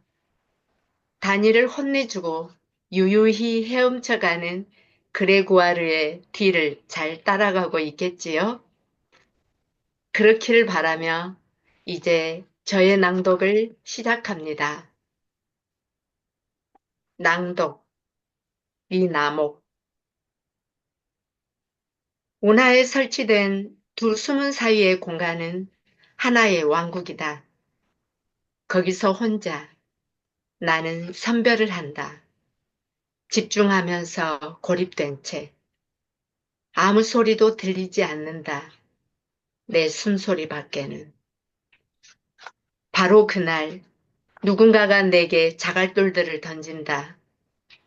둔칫길에 흐릿한 형체가 보인다. 수경을 벗으니 조금 더 분명하게 보인다. 두 사람. 쓰레기 다니와 나랑 같은 고등학교에 다녔던 녀석. 손에 작은 캔을 하나씩 들고 조용히 다가와 또다시 내 쪽으로 돌을 던진다. 나는 필사적으로 반대편 기슭 쪽으로 헤엄쳐 가지만 그쪽 둑으로는 올라갈 수 없을 것이다. 제 방의 침식을 막기 위해 땅속 깊숙이 박아 넣은 철판들 때문에 거기서 빠져나갈 방법이 없다. 그들은 그걸 이미 알고 있다. 그 두 사람은 입가에 웃음기를 띤 채 내가 있는 지점에서 걸음을 멈춘다. 궁지에 몰린 먹잇감을 바라보는 포식자의 미소. 다니가 농짓거리를 내뱉으며 자기 친구에게 말한다. 젤랭네 아들 기억하지? 그 빨강머리 꼬마. 너처럼 그 애의 바칼로레아를 망친 녀석 말이야. 수만 겨우 꼴딱거리는 호모 책방 영감이 저 녀석 뒤를 봐주고 있어. 녀석은 이제 허구한 날 책을 낭독하시지. 시건방에 하늘을 찔러. 저 꼴을 좀 보라고. 저게 훈련하는 거래. 그는 들고 있던 맥주캔을 입으로 가져가서 마지막 한 방울까지 탈탈 털어넣는다. 그리고 옷소매로 입을 닦은 뒤 황소 같은 힘으로 캔을 우그러뜨리고 꽉꽉 눌러 동그랗게 쇠공을 만들더니 내 얼굴을 향해 던진다. 그가 낄낄거리며 조롱한다. 빨아주는 쪽이 누구야? 너냐? 그 영감탱이냐? 나는 물속으로 몸을 감춘다. 그들에게서 벗어나려 애쓴다. 하지만 그들은 태연하게 나를 따라온다. 2미터 거리에서 나를 내려다보며 퍼붓는 욕과 박자를 맞추어 내게 자갈을 던져댄다. 다니는 엄청나게 커다란 돌멩이를 집어들어 공중에 대고 빙빙 휘두른다. 모든 게 빠르게 진행된다. 두려움인지 뭔지 모르겠다. 나는 재빠르게 갈대숲 속으로 몸을 날린다. 서두르느라 물을 먹는다. 역한 물비린내. 나는 얼이 빠져 숨을 헐떡이며 몸을 가누지 못하고 첨벙거린다. 수경을 벗어 물속에 던진다. 진흙을 온몸이 뒤집어 쓴 채 똑바로 일어서려고 애를 쓴다. 그런 내 모습을 보고 그들이 배꼽이 빠져라 웃는다. 나는 더 이상 겁을 먹지 않는다.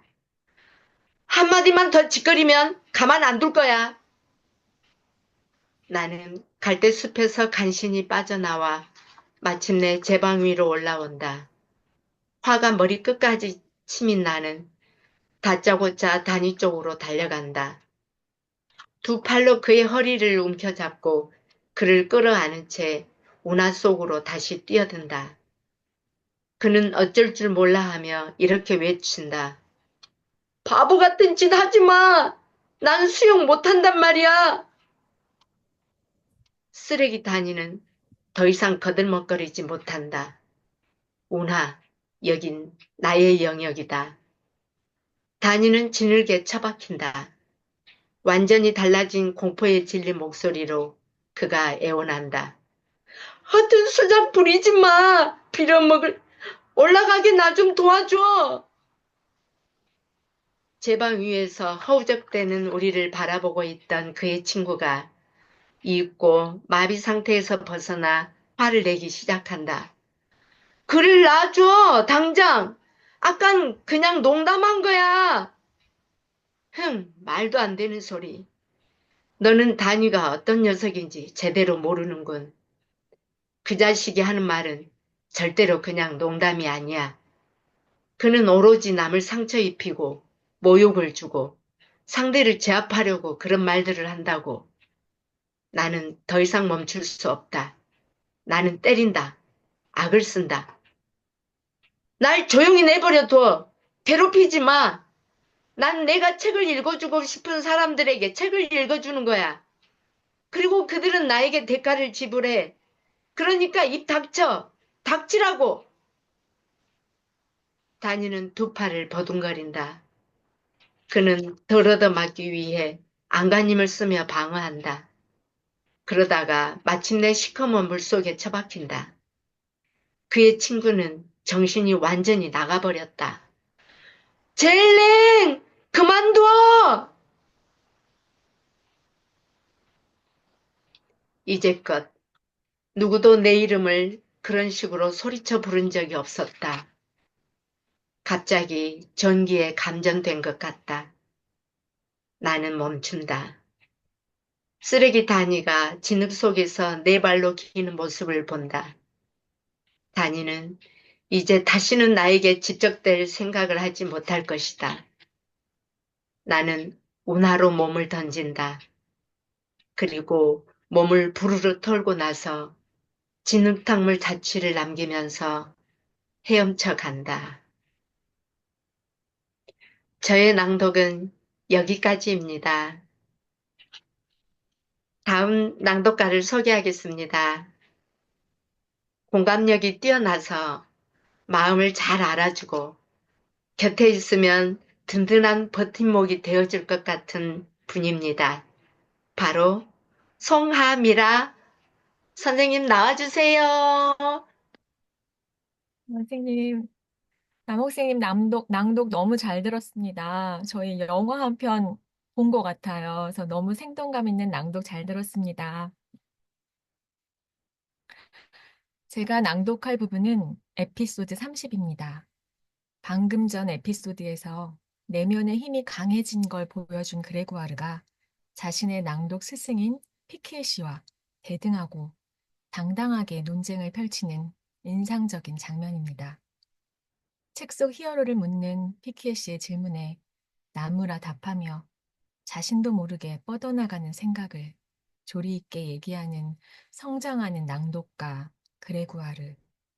그런 그레구아르와 생각을 주고받다가 나무를 좋아하시던 아버지를 떠올리며 오래전에 자신이 쓴 시를 기억하여 낭독하는 죽어가는 피키에 씨. 책을 함께 읽는다는 건 이런 게 아닐까요? 이렇게나 다른 사람들이 발견의 지점은 서로 다를지라도 공유와 연대의 마음으로 서로의 생각을 연결하고 확장시켜 나가는 것. 그 과정에서 각자의 히어로를 찾아가며 닮아가려 노력하는 것.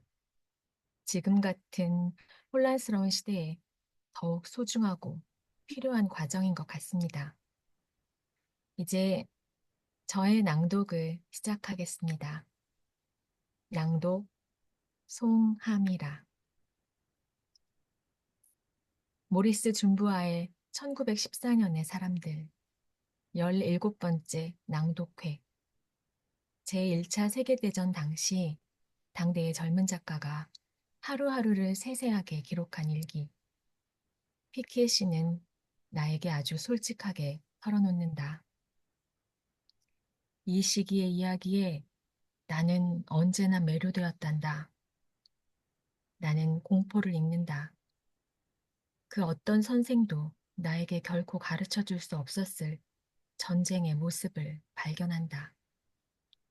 자주 그렇듯이 그는 느닷없이 나의 낭독을 중간에 자르고 마르지 않는 자신의 질문 보따리를 휘저어 즉석에서 질문 하나를 건져 올린다. 말해봐, 그레고아르. 네가 되고 싶은 책 속 히어로가 있니? 긴 침묵. 그러다가 나는 불쑥 마치 천둥처럼 외친다. 나무요! 내 대답에 나 스스로 놀란다. 그리고 피키에 씨도 놀란다. 준부와의 그 책은 나무와는 전혀 무관한 용기에 대한 책이었기 때문이다. 나무? 어디 설명해 보렴. 그냥 한번 해본 말이에요. 아니, 아니, 아니. 잘 생각해 봐. 이 세상에 그저 우연히 튀어나오는 말은 절대로 없어. 그래, 그건 사실이다. 우연히 튀어나오는 말은 절대로 없다. 나는 나의 대답에 정당성을 부여하기 위해 그에게 할 말을 찾으려고 애쓴다. 하지만 내가 입을 여는 순간 마치 또 다른 존재가 나 대신 말을 하는 것 같다. 참 이상한 느낌이다. 이런 말을 내가 듣고 있는 것 같다.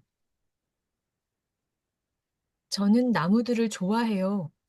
그리고 나무들에 대해 뭐라고 콕 집어 말할 수는 없지만 감탄과 존경심을 느껴요. 제 머리에 제일 먼저 떠오르는 생각은 그거예요. 만일 제가 나무가 되어야 한다면 아마도 운하 아래쪽 습지 한가운데 서 있는 그 늙은 버드나무일 거예요. 왜 있잖아요. 제가 훈련하러 가는 그 숨은 옆에 있는. 나는 곰곰이 생각한다.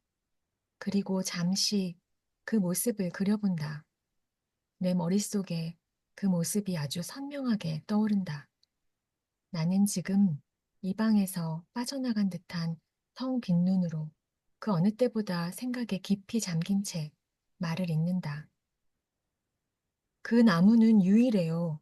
그러니까 그 나무는 제가 저 자신과 쉽게 동일시할 수 있는 대상이에요. 나무는 혼자예요. 나무를 둘러싸고 있는 늪은 거대하죠. 뿌리들은 이탄지에 박혀 있고 나뭇가지들은 순색 우산처럼 펼쳐져 있어요. 여름이면 그 그늘 아래에서 암소들이 휴식을 취하죠. 그 나무는 히어로예요. 게다가 나무는 누군가를 보호해줘요. 들린 말은 아니구나. 그 나무는 위에서 아래까지 갈라져 있어요. 그러니까 사실 그건 열려 있는 거죠. 그래요. 준부와의 책처럼. 나는 독서대 위에 펼쳐져 있는 1914년의 사람들을 그에게 가리켜 보인다. 문고판. 엄청나게 두껍다. 폭풍우가 불 때 내리친 벼락. 내 생각엔 그 나무가 갈라진 건 그저 그것 때문인 것 같은데. 아니요. 저는 그렇게 생각하지 않아요.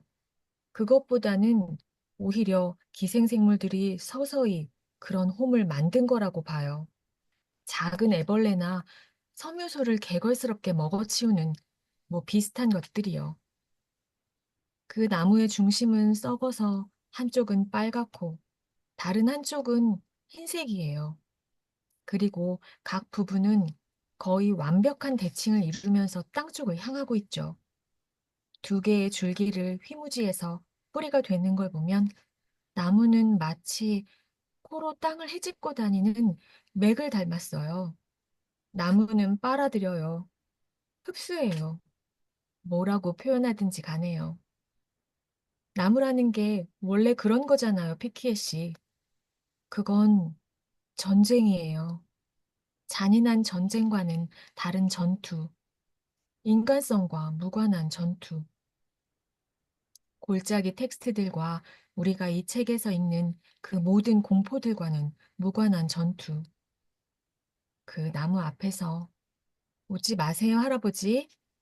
할아버지가 자주 쓰시는 표현대로 말하자면 그 나무 앞에서 우리는 우스꽝스러운 존재들이죠. 그가 얼빠진 표정으로 나를 바라본다. 눈이 휘둥그레진 채. 아니, 그는 앉은 자세에서 거침없이 상체를 일으키며 검지로 나를 위협한다. 그의 팔, 그의 손, 그의 입이 떨린다. 그는 반박한다. 그만해, 그레고아르. 절대 절망하면 안 된다. 절망하기에는 넌 너무 어려. 발작적인 기침이 그를 뒤흔든다. 그는 숨을 제대로 쉬지 못한다. 나는 고집스레 말을 잇는다. 하지만 그건 절망이 아니에요, 피키에 씨. 다른 것에 대한 사랑이에요. 저의 낭독은 여기까지입니다. 다음 소개해드릴 낭독가는 김춘희 선생님이십니다. 저와는 사실 13년 전 근무지에서 1년, 2년을 맺었던 분입니다. 그때나 지금이나 하나도 변하지 않으셨습니다. 씩씩하고 발랄하고 유쾌한 캔디 같은 김춘희 선생님을 소개합니다. 감사합니다. 성아미라 선생님. 선생님의 낭독을 듣다 보니까 우리 성우님이 말씀하신 것처럼 한 편의 그림이 그려지는 것 같아요. 너무 잘 들었습니다. 감사합니다. 음, 심화 2반 교재로 선정되어 낭독하게 된 그레고르와 책방 할아버지는 나에게 참 의미 있는 책이다. 왜냐하면 내 오랜 꿈과 맞닿아 있기 때문이다. 내가 30대에 다니던 직장에서 만나게 된 어느 외로운 할머니와 친구가 되면서부터 늘 품어왔던 꿈은 황혼의 동반자가 되는 것이다. 에피소드 31에서 책방 할아버지는 그레고아르를 낭독가로 성장하도록 이끄는 데 밑거름이 되고 자신은 죽음을 받아들일 준비가 되어 있다고 고백한다. 나도 책방 할아버지처럼 몸이 늙고 병들어 나약해져 스스로를 돌볼 수 없을 때도 자신이 할 수 있는 일을 끝까지 하면서 인간의 존엄성을 잃지 않고 떠날 수 있도록 준비하는 삶을 간절히 기대해 봅니다. 이제 저의 낭독을 시작합니다. 낭독 김춘희. 해가 바뀔수록 시간의 장난에 점점 더 누렇게 변색되어가는 보물. 피켓이는 여전히 주저한다. 네 소원을 들어주긴 하겠지만 그레고아르, 한 가지 조건이 있다. 이 원고들을 절대 밖으로 가지고 나가지는 마. 여기서만 읽어. 이것들이 내 손에서 멀리 떨어지는 걸 견딜 수 없어. 복사도 하면 안 돼요? 안 돼. 미안하구나. 서류철 겉면에는 이렇게 쓰여 있다. 혼란의 성소. 제목이에요. 자세히 보면 글씨체가 조금씩 달라. 원고들을 모아놓고 한참 뒤에 이 제목을 붙였단다. 나는 그 시들을 읽었다. 그리고 다시 한번 되풀이 읽었다. 어떤 시가 마음에 들면 나는 그걸 베껴 쓴다. 그는 그러라 한다. 그리고 무엇보다도 나는 크게 소리내어 읽어본다. 어떤 시들은 더없이 즉물적이다. 발을 들어 올려 그가 말한다. 아니, 뒤꿈치만 행 중간에서 잠시 멈추고 두 팔이 따라가 내리고 올리고 단어의 리듬에 몸을 맡겨. 금방 느끼게 될 거다. 그건 도치, 체면 상태 같은 거야. 까마득한 절벽들의 오싹한 공허 속에서 이 사막, 저 사막으로 그들을 하나하나 거느리며 휘몰아치는 바람 속에 나귀를 탄 장엄한 카라반. 그들이 때맞춰 당도 안에 다다르지 못하고 다다르네. 다다르고 다다르네. 다다르네. 암모니아의 암모니아 오아시스로. 그리고 거기서 돌아오는 것은 오직 갈가마기 울음소리에 찢긴 육신뿐이리. 두 손은 자동권총을 쏘듯 앞쪽을 겨냥하고 혀차는 소리를 내. 혀차는 소리 12번, 혀차는 소리 6번, 6번씩 2번, 맨 마지막에 18번이 되도록 나는 그대로 한다. 몇 주 전부터 너에게 강도 높은 훈련을 시킨 효과가 이제 나타나는구나. 그동안 내가 말했지? 단어들에 너 자신을 더하라고. 너의 무릎, 팔꿈치, 몸 전체를 속속들이 이해하게 되면 너는 무엇이든 다 읽을 수 있어. 그렇게 되면 더 이상 나에게 시 수수께끼를 명확하게 설명해 달라고 해선 안 돼. 난 아무것도 모르니까. 내가 아는 건 이 소국이 이 방을 벗어나선 안 된다는 거야.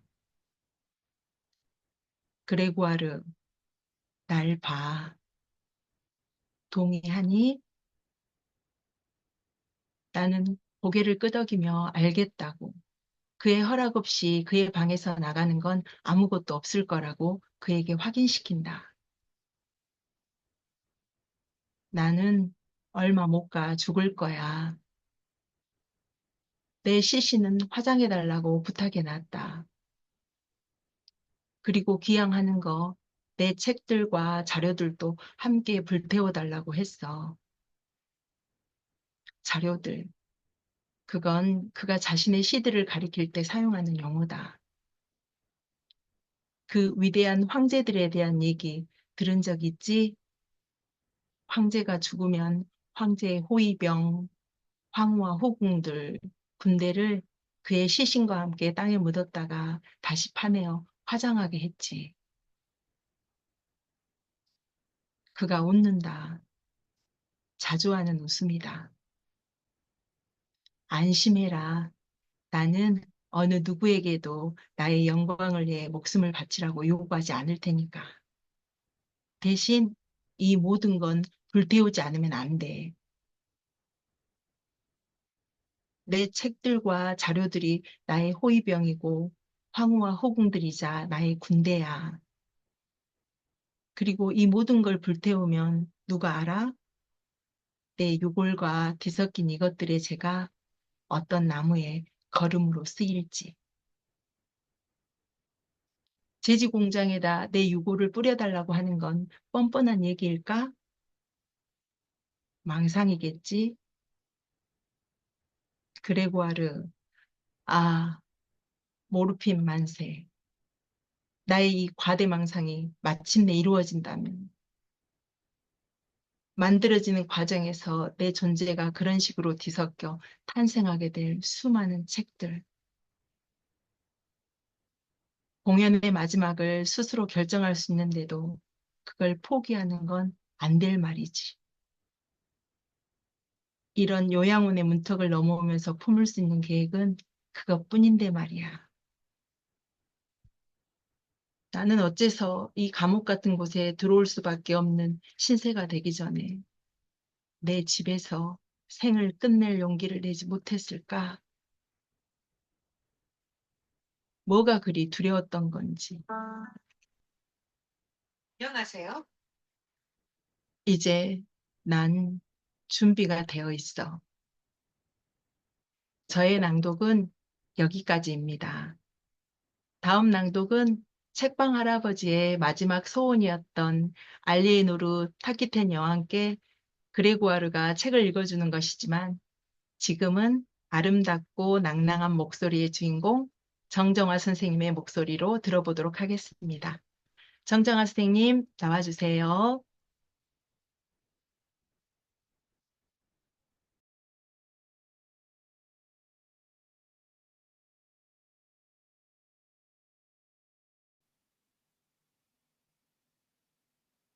여기 죽어가는 책방 할아버지 피키에시를 대신해 걷고 있는 그레고아르가 있습니다. 그레고아르는 피키에시의 마지막 부탁으로 알리에노르 와상에게 책을 읽어주기 위해 조금 전 퐁투브로 수도원에 도착했습니다. 그레고아르에게 낭독가의 삶을 펼쳐준 건 피키에시였습니다. 그는 언제나 그레고아르 곁에 있었습니다. 처음 호밀밭의 파수꾼을 떠듬떠듬 읽어나갈 때도, 수레국화 요양원 홀에서 사람들의 마음을 사로잡는 낭독회를 열 때도, 화장실 변기의 물을 모두 비워내고 라디오 수레국화를 진행하며 요양원을 떠들썩하게 할 때도, 그 시작과 끝에는 피키에시가 함께였습니다. 그러나 그 시간은 끝이 났습니다. 더 이상 피키에시는 함께할 수 없습니다. 덩그러니 혼자 남겨진 그레고아르. 그때 내면의 이어폰이 깜빡이더니 피키에시의 신호를 수신합니다. 그냥 너답게 네 방식대로 해. 그레고아르는 오롯이 자신의 낭독을 시작합니다. 그 순간 그레고아르는 혼자가 아닙니다. 바로 눈앞에는 알리에노르가 누워있고 마음 깊은 곳에서는 피키에시가 듣고 있습니다.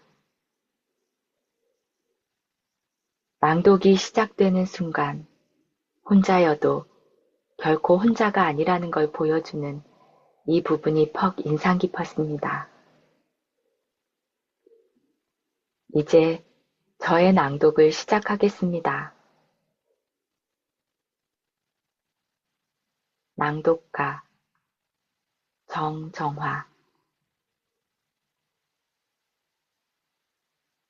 이제 곧 나는 철문을 넘어설 것이다. 그리고 내 머릿속에서는 지난 24시간 동안의 혼란이 점차 사라진다. 목적지에 이만큼이나 가까이 왔다는 사실에 매우 들뜰 법하지만 나는 오히려 차분하다.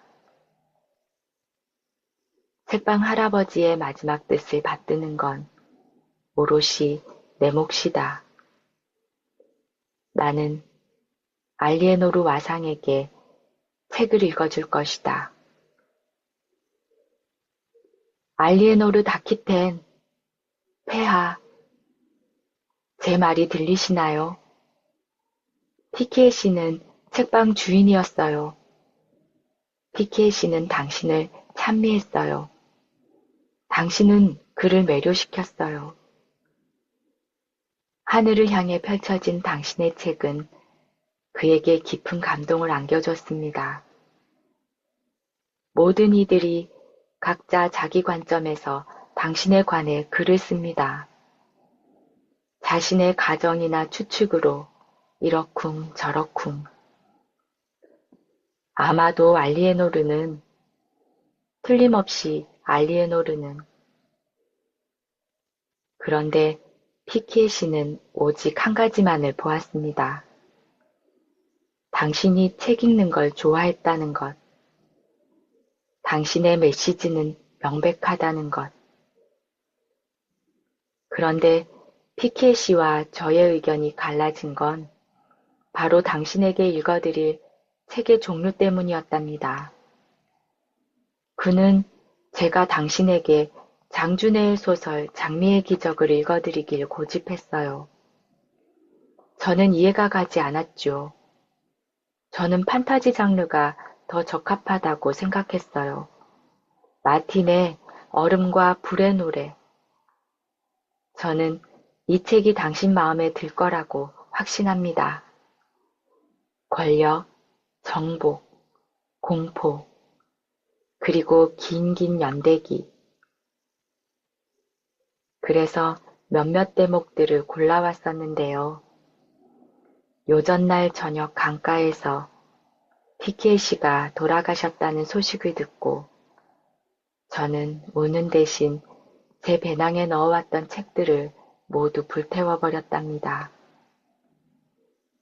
강물은 흘러가고 있었고 책들이 더 빨리 불타버리라고 저는 지팡이로 책장을 한 장 한 장 뒤적였습니다. 책들을 그렇게 소멸시켰다고 책방 할아버지는 화를 내지 않으셨을 거예요. 모레, 수요일, 저는 그 자리에 참석할 수 없을 겁니다. 그는 자신이 남긴 책들과 함께 화장되겠지요. 3,000권. 저는 그 수를 헤아렸습니다. 피키에 씨는 그런 사람입니다.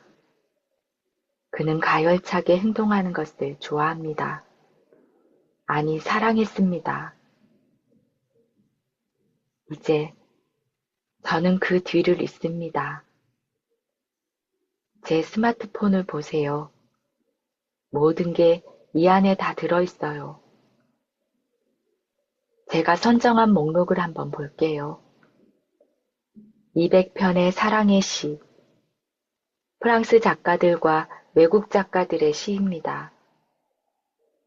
저는 당신에게 이것들을 읽어드리기 위해 여기에 왔습니다. 아니, 200편을 다 읽지는 않을 거니까 걱정하지 마세요. 피키에 씨가 저한테 장담하기를 영원에는 사용되지 않은 시간들이 얼마든지 있다고 했지만요. 당신에게 최고 중에 최고를 읽어드리겠습니다. 피키에 씨의 뒤를 이으며 최고 중에 최고, 꼭대기를 읽어나가는 그레고아르가 보입니다. 여기서 저의 낭독을 마치겠습니다. 다음으로 낭독해 주실 분은 기분 좋은 울림을 전하는 강선보 선생님이십니다.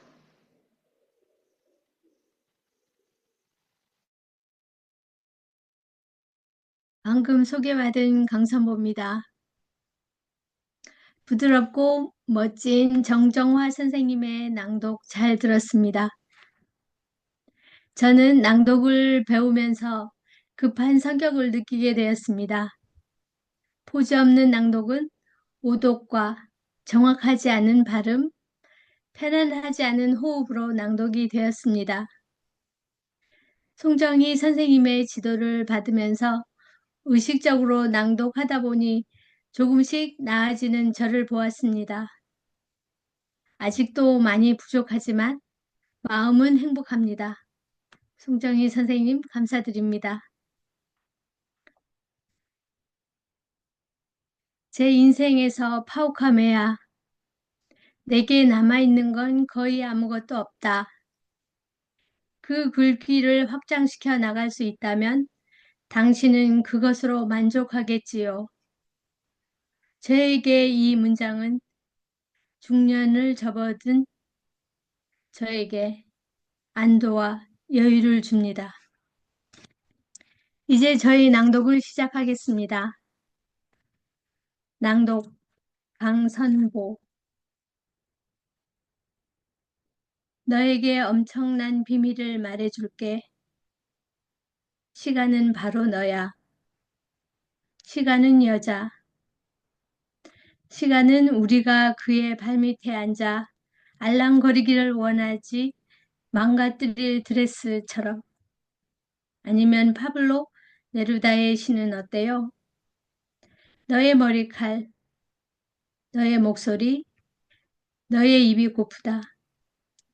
나는 먹지도 않고 길을 돌아다닌다. 그리고 침묵한다. 빵 조각 하나 먹지 못한 채 날이 새자마자 빛 속에서 정신없이 네 걸음의 물소리를 찾는다. 마지막으로 당신의 어린 자매 루이즈 라베의 이런 시는 어떨까요? 다시 한번 키스해줘. 한 번 더. 그리고 또 키스해줘. 너의 가장 맛있는 것들 가운데 하나를 줘. 너의 가장 사랑스러운 것들 가운데 하나를 줘. 그러면 나는 인걸불보다 뜨거운 내게를 너에게 돌려줄게. 피켓이 당신의 가설은 확인되었어요. 알리에노르 화상은 최후의 심판을 기다리면서 눈을 뜨고 있어요. 당신은 제게 말하셨지요. 그건 육신의 부활에 대한 맹목적인 믿음을 암시한다고요. 아마 당신의 두 눈은 디알리카가 당신을 향한 애정을 가득 담아 감겨드렸겠지요. 수레국화 요양원에서는 당신 방문에서 파우카메야 그 라틴어 글귀를 곧 떼어낼 거라는 것도 알고 있어요. 하지만 제가 정말 먼 길을 걸어왔구나. 하지만 멈춰서는 안 돼. 문학은 끊임없이 꼬리에 꼬리를 물고 이어져 언젠가는 바로 그 문학의 모험에 뛰어들어야 한다. 라는 당신의 말씀에 따라 제 인생에서 파우카베야 내게 남아있는 건 거의 아무것도 없다.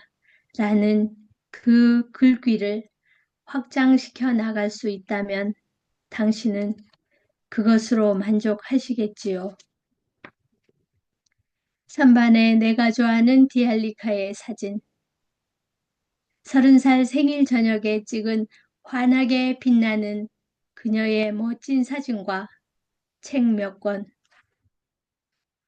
나무들에 관한 책들, 세네갈 작가들의 시선집을 올려두었다. 나는 그것들을 읽기로 결심했다. 그리고 바로 옆에 책방 할아버지의 유골함이 안전하게 모셔져 있다. 그 유골함을 언제 비울 것인지는 고민 중이다.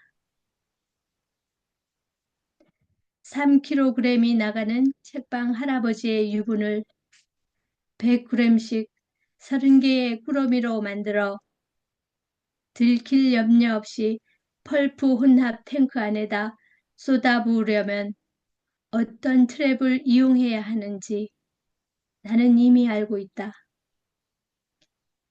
페로 재지 공장은 아세트 출판사에 재질을 납품하는 업체로 앞으로 여기서 2년 동안 납품하는 종이로 그 출판사에서 출간하는 문고판 책들이 만들어질 것이다. 피켓이 알아요.